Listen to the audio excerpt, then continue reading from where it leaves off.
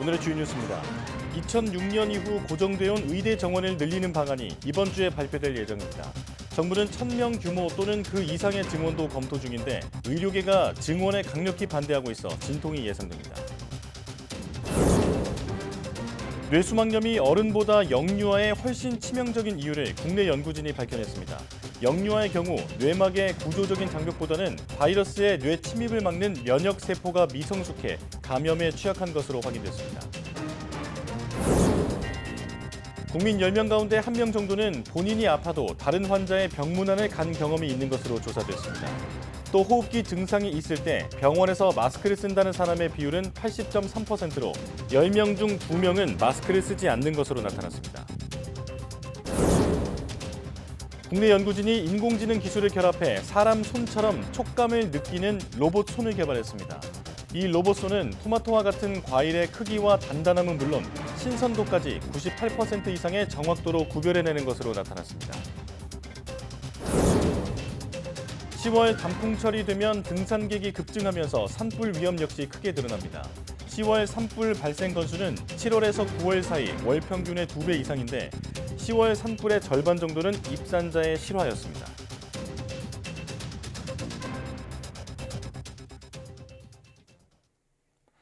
여러분 안녕하십니까? 10월 16일 사이언스 투데이입니다.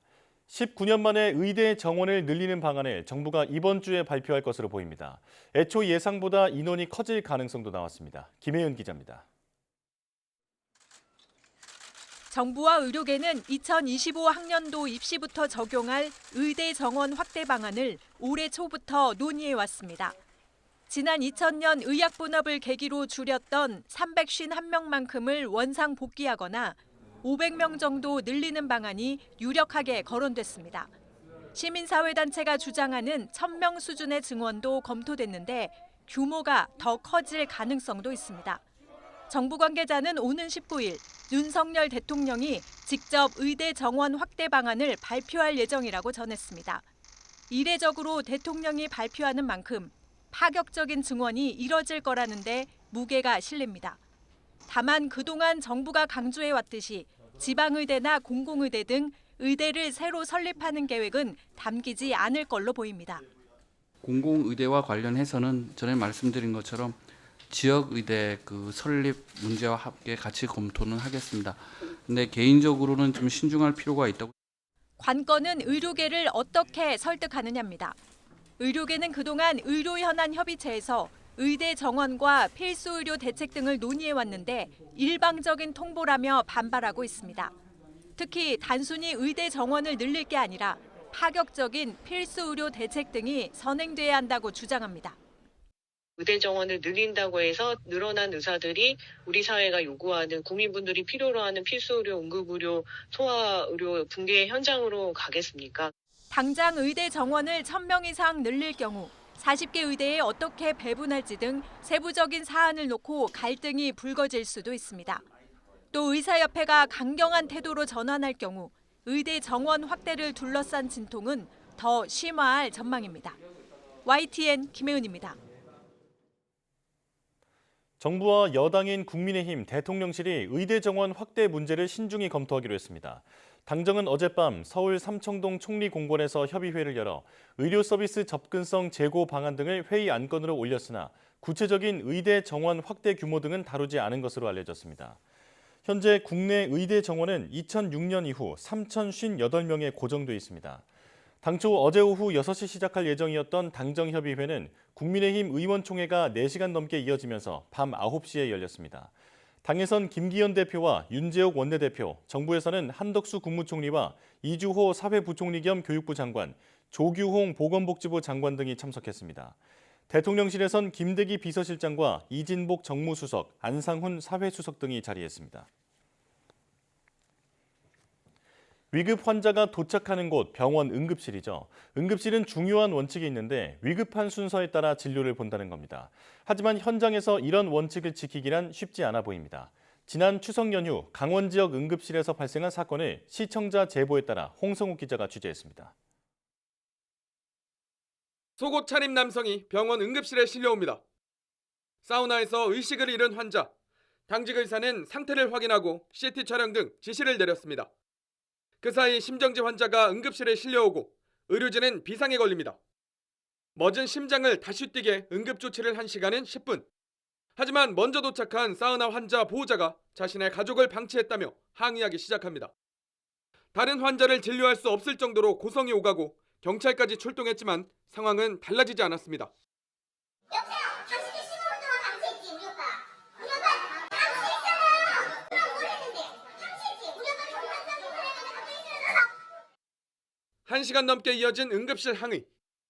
응급실은 도착 순서가 아닌 환자 상태에 따라 우선 진료한다는 설명은 흥분한 보호자에게 들리지 않았습니다. 심정지 환자가 있었고 이제 저희가 모든 힘을 거기다 쏟아 부어도 이 사람을 살릴까 말까 하는 지경이었는데, 물론 다른 경증 환자들도 있었지만은 이제 제일 심각한 문제는 다른 환자들한테 방해가 된다는 거죠. CT와 MRI 촬영 결과 이상 소견이 없고 추가적인 검사가 필요할 수 있다고 설명했지만 보호자는 항의와 욕설을 멈추지 않았고 한계에 이른 의사도 고소 의사를 밝힙니다. 그래요. 당신은 업무 태만이에요. 그냥 막 해프시네라고 의사면 진짜 환자 안 되는 거. 해마다 반복되는 응급실 난동. 지난해 부산에서는 60대 남성이 아내를 빨리 치료해주지 않아 화가 난다며 응급실에 불을 지르기도 했습니다. 물리적 폭행 외에도 응급실 의료진에게 심리적 강박을 주는 것 역시 의료방해 행위로 규정하는 법안이 발의된 상황. 하지만 의료진은 무엇보다 중요한 건 환자와 보호자의 의식 개선이라고 입을 모읍니다. 내 가족이, 내 친척이, 아니면 내가 그렇게 심정지 상황에 오게 되었을 때, 그러면 제가 다른 환자 보고 있으면은 그게 옳다고 생각하시진 않을 거잖아요. 그러니까 내 상황으로, 역지사지의 개념으로 응급실의 현장을 좀 지켜봐 주셨으면 하는 바람이 있습니다. 네. YTN 홍서욱입니다. 뇌수막염은 감기와 비슷한 증상을 보이지만 심한 경우 사망에까지 이를 수 있어 영유아들이 가장 조심해야 할 질환 중 하나입니다. 하지만 지금까지 바이러스나 세균이 어떻게 뇌수막에 도달하는지, 왜 어른보다는 영유아에게 치명적인지 정확한 이유를 알지 못했는데요. 국내 연구진이 그 원인을 밝혀냈습니다. 보도에 양회영 기자입니다. 영유아, 특히 1살 미만의 신생아에게 가장 위험한 질환 중 하나가 바로 뇌수막염입니다. 뇌를 둘러싼 얇은 막에 바이러스나 세균이 침투해 염증이 생기는 병인데 초기 증상은 고열과 구토 등으로 감기와 비슷합니다. 치료 시기를 놓치면 사망에 이를 수 있고 생존하더라도 15% 정도에게는 후유증이 남는데, 문제는 왜 어른보다 영유아에게 뇌수막염이 치명적인지 정확한 이유가 밝혀진 바 없다는 겁니다. 그런데 국내 연구진이 미성숙한 뇌수막의 면역 장벽으로 인해 영유아가 뇌수막염에 더 취약하다는 사실을 새롭게 밝혀냈습니다. 뇌 전반을 감싸고 있는 뇌수막은 크게 3개로 나뉘는데, 연구진은 이 중 가장 바깥 부분인 경막, 특히 정동맥 혈관이 뇌수막염 바이러스의 이동 경로임을 찾아냈습니다. 생쥐 모델을 이용해 영유아와 성인의 뇌수막염 감염 차이를 분석한 결과 새끼 생쥐에서 뇌수막염 바이러스가 경막의 정맥동 혈관으로부터 퍼져나가는 것을 확인했습니다. 구조적인 장벽을 탄탄하게 이루어서 물질 자체의 이동을 막는 역할을 한다라고 생각을 해왔는데요. 실제로 그런 구조적인 장벽들 역할보다는 경막에 존재하는 면역세포들이 중요하다라는 결론에 도달하게 되었고, 연구진은 또 바이러스의 뇌 침입을 막는 장벽 역할을 하는 특정 세포를 찾아냈습니다. 어른 생쥐는 경막 대식세포 중 정맥동 혈관 주변에만 밀집돼 있는 특정 대식세포가 감염을 차단해 성숙한 면역 장벽을 만들지만, 새끼 생쥐는 이 대식세포가 적어 감염에 취약했습니다. 대식세포들이 내는 항염증 물질들이 제대로 형성되지 않았기 때문에 쉽게 세균이나 바이러스들이 뚫고 중추신경계나 뇌수막까지 들어와서 감염을 일으킨다라는 사실을 새로이 밝혀내게 되었고요. 연구진은 이번 결과를 바탕으로 경막 면역 장벽을 견고하게 하거나 보강할 방법에 대한 후속 연구를 이어갈 계획입니다. 이번 연구 결과는 국제학술지 사이언스 면역학 표지 논문으로 실렸습니다. YTN 사이언스 양회영입니다. 우리 국민 10명 가운데 1명은 본인이 아픈 상황에서도 다른 환자의 병문안을 간 경험이 있는 것으로 집계됐습니다. 질병관리청은 최근 6개월 안에 의료기관을 이용한 경험이 있는 일반 국민 1,000명을 대상으로 조사한 결과 호흡기 증상이 있는 상황에서 환자를 방문하지 않는다고 답한 비율이 87.6%로 집계됐습니다. 장 감염 의심이나 피부 질환 등의 증상이 있는 경우도 각각 87.1%와 84.6%는 병문안을 하지 않는다고 답했는데, 이는 반대로 10명 가운데 1명 이상은 아파도 병문안을 한다는 뜻으로 풀이됩니다. 호흡기 증상이 있을 때 병원에서 마스크를 착용하는 비율은 80.3%로 10명 중 2명은 여전히 마스크를 쓰지 않는 것으로 나타났습니다.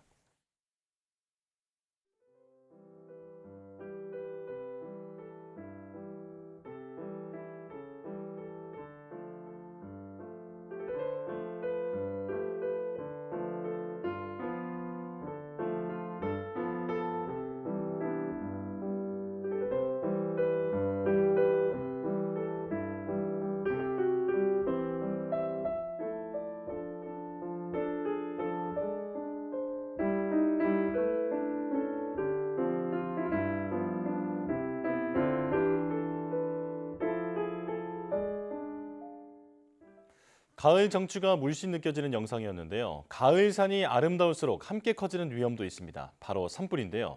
눈부시도록 아름다운 풍경을 한순간에 잿더미로 만들어버리는 산불은 단풍 나들이객 실화와 추수 뒤 농가 폐기물 소각 등이 큰 원인입니다. 김민경 기자의 보도입니다. 10월이 되면 등산객이 급증합니다. 쾌청한 날씨에 산마다 단풍물이 들며 산행의 최적의 조건이 되기 때문입니다. 그런데 산을 찾는 사람이 늘고 날씨까지 건조해지면 주춤했던 산불이 다시 고개를 듭니다. 지난 10년 평균 산불 통계입니다. 7월부터 9월까지 3달간 월 평균 7.3건에 그치던 산불은 10월에 15건으로 2배 이상 늘어납니다. 원인은 역시 입산자 실화가 가장 컸습니다. 지난 10년간 10월에 발생한 산불 가운데 입산자 실화는 79건, 전체의 53%에 달했습니다. 논밭두렁과 쓰레기 소각은 17건으로 11%, 2위를 기록했습니다. 특히 쓰레기 소각은 11월에 2배 넘게 늘어나 가을철 산불의 주요 원인으로 떠올랐습니다. 11월이 되면 농가에서 볏짚이나 폐미질 같은 농가 쓰레기가 많이 발생합니다. 이걸 태우는 과정에서 불티가 날아가 산불로 이어지는 경우가 많습니다. 산림청은 입산 시 화기 소지와 산립 인접 100m 이내에서의 소각 행위를 법으로 금지하고 있습니다. 또 노년층이 대부분인 농가 특성을 고려해 영농 부산물을 찾아가 파쇄해주는 서비스를 도입해 시행하고 있습니다. YTN 김민경입니다. 아프가니스탄 서부에서 규모 6.4의 강진이 발생했다고 로이터 통신이 유럽 지중해 지진학 센터를 인용해 보도했습니다. 독일 지구과학 연구센터에 따르면 현지 시각 오전 8시 6분, 우리 시각으로 낮 12시 36분쯤 북위 34.67도, 동경 62.15도 지점에 규모 6.4의 강진이 발생했습니다. 이곳은 지난 7일과 11일 각각 규모 6.3의 강진이 발생한 인구 190만 명 도시 헤라트에서 33km 떨어진 곳입니다. 헤라트 지역 병원의 의사 압둘 카딤 모하마디는 AFP 통신에 지금까지 사망자 1명과 부상자 93명이 등록됐다고 전했습니다. 헤라트 지역에서는 최근 잇따른 지진으로 1,400여 명이 숨졌습니다.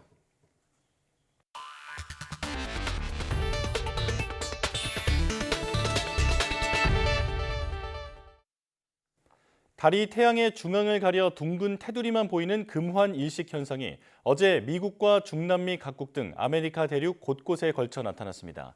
태양의 테두리만 반지처럼 보여 불의 골이라고도 불리는 금환 일식은 우리 시각 어제 새벽 1시 13분 미 서부 오리건, 유타주 등을 시작으로 멕시코, 벨리즈, 콜롬비아 등 중남미 각국으로 이어졌습니다. 이번 일식을 보기 위해 해변과 사막지대 등에 자리 잡은 각 지역 주민들은 특수 안경을 착용하고 천체가 펼치는 희귀한 장관을 구경했습니다. 이번에 관측된 금환 일식은 태양을 가리는 달의 공전 궤도가 지구로부터 가장 멀 때 발생한 것입니다. 금환 일식 현상이 미 대륙에서 마지막으로 나타난 것은 2012년이었으며 2046년쯤 다시 볼 수 있을 것으로 전망됩니다. 지난달 나사의 탐사선이 소행성 베누에서 채취한 흙과 자갈에서 생명체의 필수 요소인 물과 탄소가 확인됐습니다. 태양계의 타임캡슐로 불리는 소행성 토양에서 물과 탄소의 존재가 확인된 만큼 지구 생명체의 기원을 풀어내는 하나의 실마리가 될 것으로 보입니다. 이동훈 기자입니다. 지난달 24일 소행성 배노의 흙과 자갈을 담은 캡슐이 지구로 떨어졌습니다. 지난 2016년 지구에서 발사된 탐사선 오시리스-렉스가 무려 55억 킬로미터의 우주 항해를 거쳐 가져온 시료 250g입니다. 미 항공우주국 나사가 이 시료를 분석한 결과 소행성의 토양에는 탄소와 물 분자가 가득 들어있는 것으로 나타났습니다. 물과 탄소는 모두 생명체 탄생의 핵심 요소인 만큼 과학계의 관심이 커졌습니다. 소행성은 45억 년 전 태양계가 형성될 때 만들어진 것으로 추정되는데 여기에 생명체의 필수 성분이 있다는 것은 지구 생명체 출현에도 실마리가 되기 때문입니다. And one of the reasons we want to look for this material in these samples is to understand whether asteroids like Bennu could have not only delivered the water that led to our oceans, but actually seed the Earth with prebiotic chemicals, right? The building blocks of life. 이번에 채취한 소행성의 시료에서는 암석의 지질학적 변형의 핵심 역할을 하는 유황과 유기화학 반응의 촉매가 되는 산화철 광물도 발견됐습니다. 특히 지름 500m 정도의 작은 소행성인 베누는 중력 등으로 인한 변형이 거의 없어 태양계 발생 과정에 대한 정보가 더 많이 발견될 것으로 보입니다. So we're looking at really exciting results, and this is just a taste of what's to come for the analysis of Bennu samples. So we're looking forward to getting past the tip of the iceberg and doing our detailed analyses in the coming months and years. 이번에 지구로 온 베누의 시료에 대해서는 앞으로 2년에 걸쳐 심층 분석이 이루어질 예정입니다. 또 미래 세대 연구자들이 이를 활용할 수 있도록 시료 가운데 70%는 미 존슨 우주센터에 보관하고 전 세계 과학자 200여 명에게 연구 기회를 줄 계획입니다. YTN 사이언스 이동은입니다. 국내 연구진이 사람 손처럼 촉감을 느낄 수 있는 로봇 손을 개발했습니다. 인공지능과 결합해 토마토와 같은 과일의 크기와 단단함, 신선도까지 알아낼 수 있다고 합니다. 김진두 기자의 보도입니다. 손처럼 생긴 물체를 잡는 도구, 그리퍼가 토마토를 움켜쥡니다. 조심스럽게 들어올려 손상 없이 다른 곳으로 옮깁니다.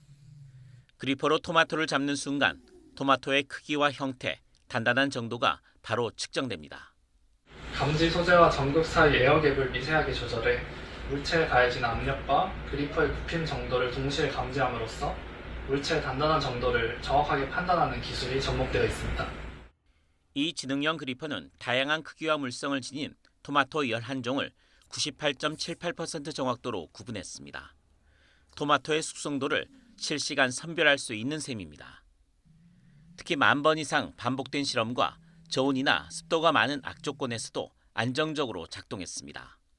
이번에 저희가 개발한 유형 멀티모달 촉각 센서는 로봇 그리퍼에 다양한 촉각 기능을 부여할 수 있게 되어서 향후에 자동화 라인과 협업 로봇 분야, 휴머노이드 로봇과 같은 서비스 로봇 분야에서 활발히 응용될 수 있을 것으로 예상됩니다.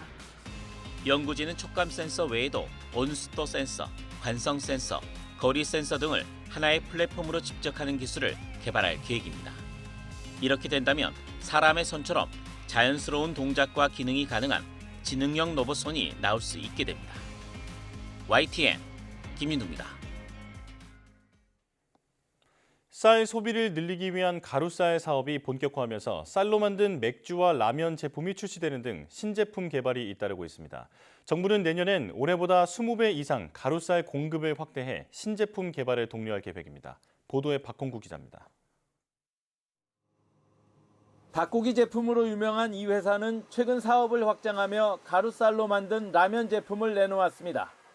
찰지고 쫀득한 쌀의 식감을 끌어올리기 위해 밀가루와 배합 비율을 조절해 국내에선 처음으로 가루쌀 라면을 개발했습니다. 국산쌀 소비 촉진과 농가를 돕는 동시에 소비자들에게도 새로운 맛과 식감의 즐거움을 선사하고 싶어서 개발하게 되었습니다. 11월부터 오프라인 매장에서 본격적으로 판매를 진행할 예정입니다. 전북 고창에 있는 수제 맥주 회사는 가루쌀을 사용한 맥주를 지난 2019년부터 생산해 오고 있습니다. 가루쌀을 쓰면 맥주의 풍미를 올려 깔끔한 뒷맛을 살릴 수 있는데 일반 쌀과 달리 물에 불리는 과정을 거치지 않아도 되기 때문에 공정 관리가 훨씬 쉽습니다. 일반 쌀과 가루쌀을 비교하면 엄청난 효과가 있는 거죠. 가격은 비슷한데 공정이 하나 줄었다는 게 그게 이제 굉장히 실제 제조하는 사람 입장에서는 중요하죠. 이 밖에 농심과 삼양식품 등도 가루쌀로 면류 제품을 개발했고 빵과 과자 제조사 등 총 6개 회사에서 17개 제품이 출시됐습니다. 농식품부는 지난해 생산한 가루쌀 500톤은 올해 소비로 물량이 소진됐다며 내년에는 생산량을 20배 이상 늘려 10,000톤 정도를 공급할 계획입니다. 또 가루쌀 전문 생산단지 육성과 제품 유통 비용을 지원하는 등 예산도 늘리기로 했습니다. 다만 정부의 지원 노력이 성과를 거두려면 소비자의 욕구를 충족시킬 수 있는 다양한 제품 개발이 뒤따라야 할 것으로 보입니다. YTN 박홍구입니다. 2028학년도 대입제도 개편으로 고교 내신 관리가 상대적으로 쉬워지면서 수능의 변별력이 높아진다는 전망입니다. 내신 부담이 줄면서 수능 준비에 유리한 특목고와 자사고가 급부상할 거란 분석도 나옵니다. 신지원 기자가 보도합니다. 2028학년도 대학 입시부터 적용할 개편안이 발표되자 첫 적용 대상인 중학교 2학년 학생들은 당장 고등학교 진학을 놓고 고민에 빠졌습니다. 조금씩 바뀌게 되면서 자사고를 가야 되나 일반고를 가야 되나 계속 생각을 해보게 되는 것 같아요. 고교 내신이 현행 9등급에서 5등급제로 바뀌면 1등급 범위가 상위 4%에서 10%로 완화되는데 상위권 학생이 몰리는 특목고와 자사고의 내신 관리 부담이 낮아지는 겁니다. 이제 특목고랑 자사고를 갔을 때 내신 따기가 힘들어서 고민을 하는 학생들이 많았는데 등급 간의 이제 간격이 넓어지면서 1등급을 받을 수 있는 이제 기회가 좀 생겼다랄까? 내신 관리 부담은 줄고 수능이 중요해지면서 정시를 노리는 학생들이 특목고와 자사고에 쏠릴 가능성이 있습니다. 내신은 9등급이 5등급으로 변별력이 크게 떨어졌고 수능은 상대평가가 유지되기 때문에 수능이 상대적으로 대단히 중요해졌다 이렇게 볼 수 있습니다.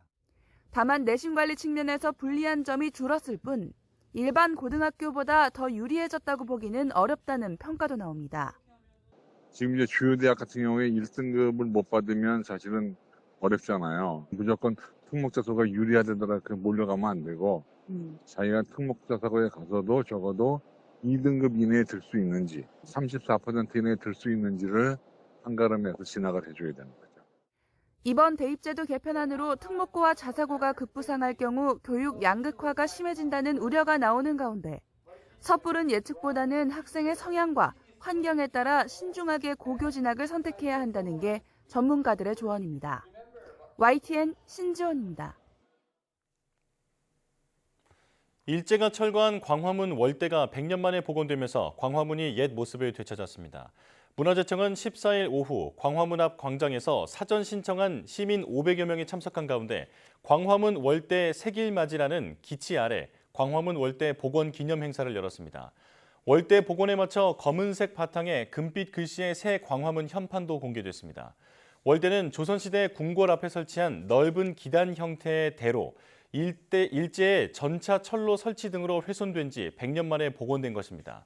왕이 지나던 길 어도의 가장 앞부분을 장식하던 서수상도 처음 공개됐는데 월대는 중요한 국가 행사가 있을 때 왕과 백성이 소통하는 장소로 알려졌습니다. 최응천 문화재청장은 기념사에서 훼손된 문화유산을 복원하는 것은 단순히 형태만 갖추는 것이 아니라며 유산 복원은 그 가치와 정신을 되살리는 길이라고 강조했습니다.